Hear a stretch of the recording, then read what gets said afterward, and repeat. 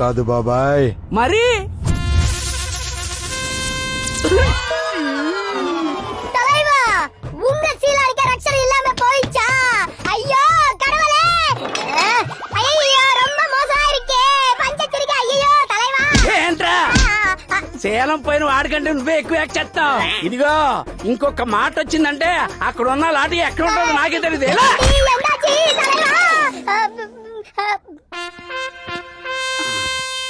ఏం చేద్దాం? వాళ్ళ మీద కేసు పెట్టు బాబాయ్.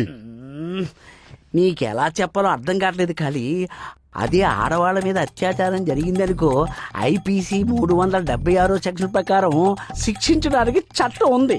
అదే మగవాళ్ళకైతే ఏ చట్టము లేదు. ఆ చట్టాన్ని మార్చడానికి ఏ మహానుభావుడు నడుం కట్టుకోలేదు. మార్చేద్దాం బాబాయ్, మార్చేద్దాం. ఎక్కడా చట్టం?